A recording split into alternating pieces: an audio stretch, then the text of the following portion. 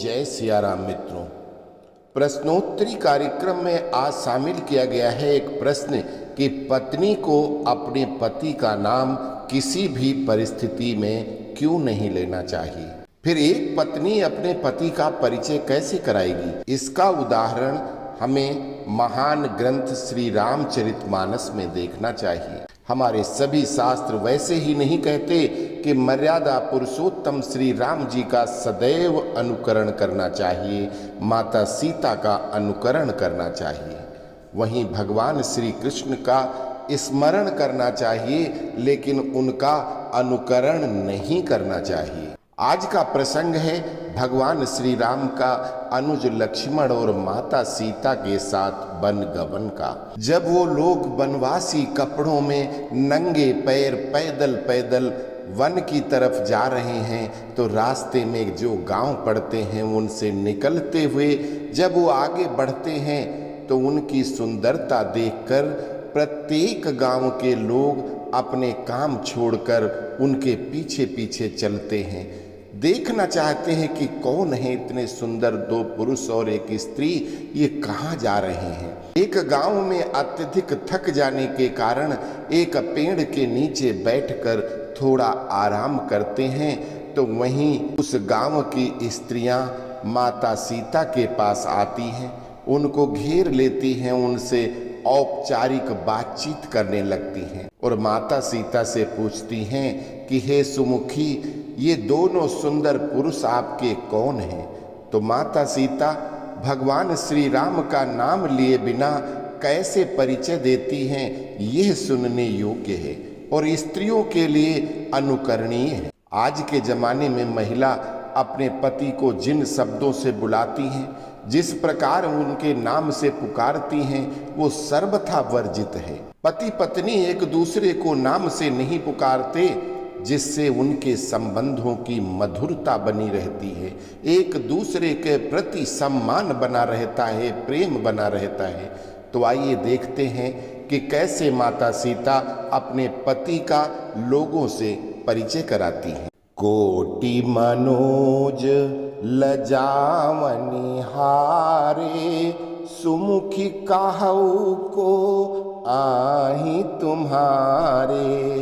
सुनी स्नेह में मंजुल बानी, सकुची सिय मन महु मुस्कानी।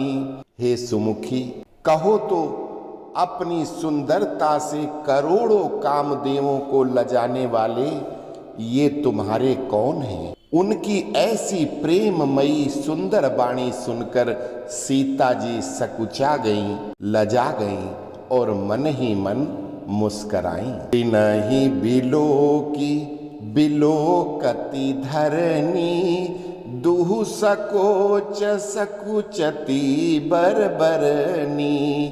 सकुचि सप्रेम बाल मृग नयनी, बोली मधुर बचन पिक बयनी। उत्तम गौर वर्ण वाली सीता जी उनको देखकर संकोच बस पृथ्वी की ओर देखती हैं। उनको शर्म आती है कि मैं कैसे बताऊं, तो एक बार स्त्रियों की तरफ देखा और फिर धरती की तरफ देखती हैं। वे दोनों ओर से संकोच से सकुचा रही हैं, अर्थात ना बताने में ग्राम की स्त्रियों को दुख होने का संकोच है और बताने में लज्जा शर्म का संकोच है। हिरण के बच्चे के सदृश नेत्रों वाली और कोकिल की सी वाणी वाली, जैसे कोयल की इतनी मीठी आवाज में सीता जी संकोच पूर्वक लेकिन प्रेम सहित मधुर वचन बोली।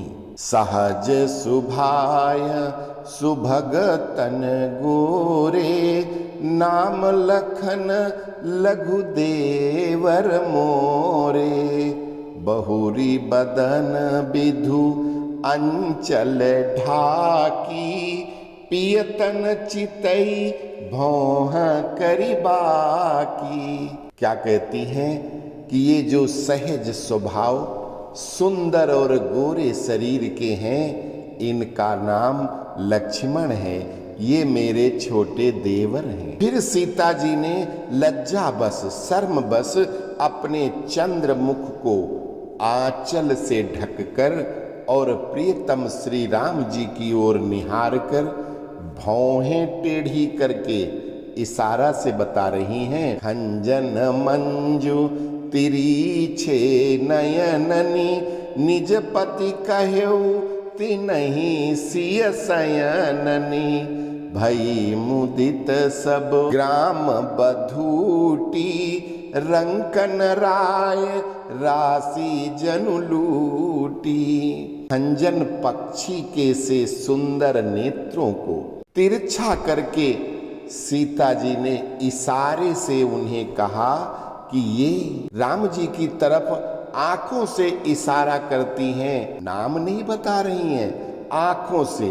आंचल जो साड़ी पहनते हैं तो जो उसका एक आंचल होता है, उस आंचल से अपने मुख को थोड़ा सा ढक लेती हैं। ये शर्म है। जैसे आज भी किसी को कहो कुछ तो अपने मुंह में हाथ लगा के शर्म का एहसास कराती हैं, वैसे ही उन्होंने उस टाइम आंचल से अपने मुंह को ढककर फिर आंखों से इशारा करती हैं कि ये मेरे पति हैं। ये जानकर गांव की सब युवती स्त्रियां इस प्रकार आनंदित हुई मानो कंगालों ने धन की राशियां लूट ली हों। अब देखो यहाँ पर माता ने बता भी दिया, आंखों से इशारा करके बताया कि ये मेरे पति हैं। नाम नहीं लिया, ये नहीं बताया कौन है क्या है, मेरे पति हैं, बस इतना परिचय है।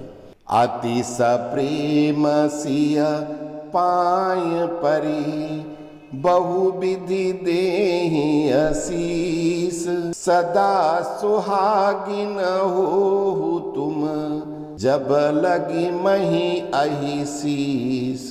अत्यंत प्रेम से सीता जी के पैरों में पड़कर बहुत प्रकार से आशीर्वाद देती हैं, शुभ कामना करती हैं कि जब तक शेष जी के सिर पर पृथ्वी रहे तब तक तुम सदा सुहागिनी बनी रहो।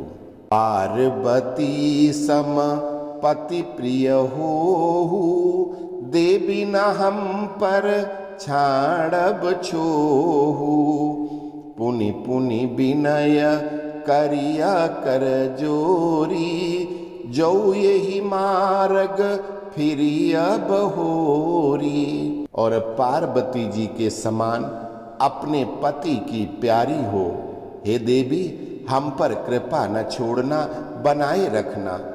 हम बार बार हाथ जोड़कर विनती कर रही हैं, जिसमें आप जब वापस लौटे तो इसी रास्ते से लौटना। दर्शन देव जानी निज दासी लखी सिया सब प्रेम पियासी मधुर बचन कही कही परितोषी जनु कुमुदिनी कौमुदी पोषी। और हमें अपनी दासी जानकर दर्शन देना।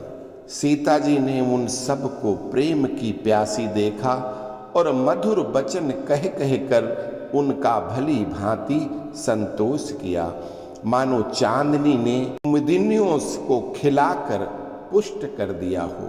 तब ही लखन रघुबर रुख जानी पूछो मगु लोगन मृदुबानी सुनत नारी नर भये दुखारी पुलकित गात बिलोचन बारी। उसी समय श्री राम जी का रुख जानकर लक्ष्मण जी ने कोमल वाणी से लोगों से रास्ता पूछा कि भैया हमें वन में जाना है, किधर से जाएंगे। ये सुनते ही स्त्री पुरुष दुखी हो गए, उनके शरीर पुलकित हो गए और नेत्रों में वियोग की संभावना से प्रेम का जल भर आया। मिटा मोदु मन भये मलीने विधि निधि दीन लेत जनु छीने समुझी करम गति धीरज कीन्हा, सोधि सुगम मगु तिन कही दीन्हा। उनका आनंद मिट गया। जब तक वो बैठे हैं तब तक उनका आनंद ले रहे हैं, उनके रूप को निहार रहे हैं, उनसे बातचीत कर रहे हैं। अब जब वो रास्ता पूछ रहे हैं कि बताओ मैं जंगल जाना चाहता हूँ, कौन सा रास्ता है, कैसे जाऊं, तो सब उदास हो गए, मानो विधाता ने दी हुई संपत्ति छीन ली हो। कर्म की गति समझकर उन्होंने धैर्य धारण किया और अच्छी तरह से निर्णय करके सुगम मार्ग बतला दिया। क्या होता है जब गांव में कहीं रास्ता पूछो तो कोई कहेगा इधर को जाओ, कोई कहेगा उधर को जाओ, कोई कहेगा अरे वो रास्ता बड़ा लंबा है इधर से चले जाओ। फिर आपस में बातचीत करते हैं गांव वाले और उसमें से जो सही और शॉर्टकट छोटा रास्ता है वो रास्ता उनको बता दिया। तो आज यहीं तक, इसके आगे अगले भाग में। जय सिया राम।